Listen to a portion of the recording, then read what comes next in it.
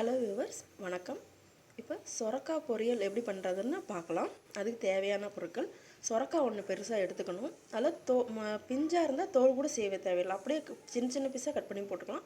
கொஞ்சம் முத்தின மாதிரி இருந்தால் தோலை சீவிடணும். பெரிய பெரிய விதையை எடுத்துடலாம். இதில் சின்ன சின்ன பீஸாக கட் பண்ணிக்கணும். வெங்காயம் பொடி பொடியாக நறுக்கி வச்சுக்கலாம். கடுகு, கொஞ்சம் மஞ்சத்தூள், காரத்துக்கேற்ப மிளகாய்த்தூள், கறி மசாலா தூள், உப்பு, தேங்காய் திருவி எடுத்து வச்சுக்கலாம். இப்போ கடாய் அடுப்பில் வச்சுட்டு வந்துடலாம். கடாய் நல்லா காஞ்சி வச்சு ஆயில் விட்டுக்கலாம்.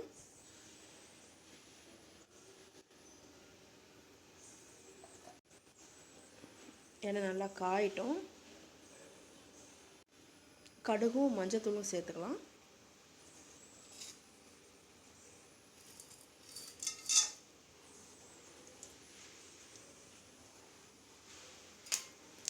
நல்லா கடுகு பொடிட்டும். கடுகு பொரிஞ்சிருச்சு. இப்போ அரிஞ்சு வச்சுருக்கிற வெங்காயத்தை போட்டுக்கலாம். நல்லா ஒரு 2 நிமிஷம் நல்லா வதங்கட்டும்.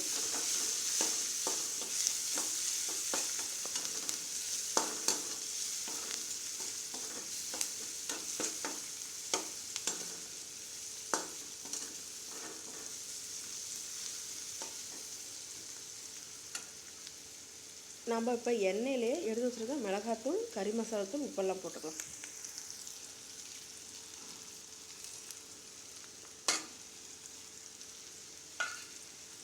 அப்புறம் நம்ம அந்த காய் வந்து நல்லா ரெட் கலரில் வரும்.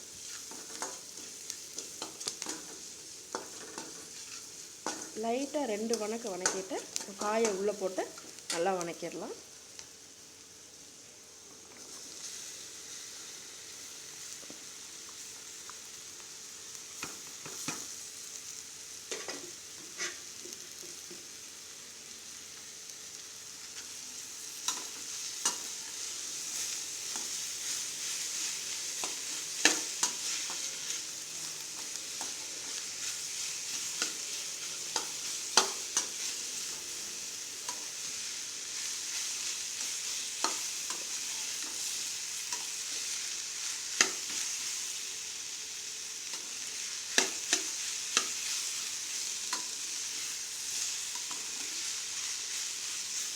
இதுக்கு தக்காளி போடக்கூடாது. தக்காளி போட்டால் சொரக்காய் வேகாது.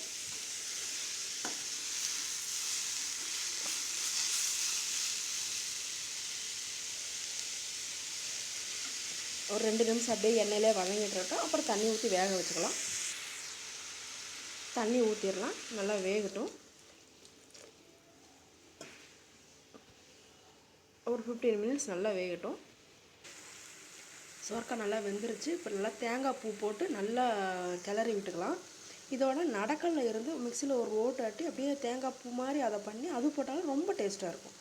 நடக்கலை டேஸ்ட்டு குழந்தைங்க விரும்பி சாப்பிடுவாங்க. இப்போ தேங்காய் போட்டாச்சு, நல்லா கிளறியாச்சு. கொஞ்சம் சதன்னு இருந்தால் சாப்பாட்டில் போட்டு பிறந்து சாப்பிட்றதுக்கு நல்லாயிருக்கும். இப்போ நமக்கு டேஸ்டியான சொரக்காய் பொரியல் ரெடி. Thank you viewers.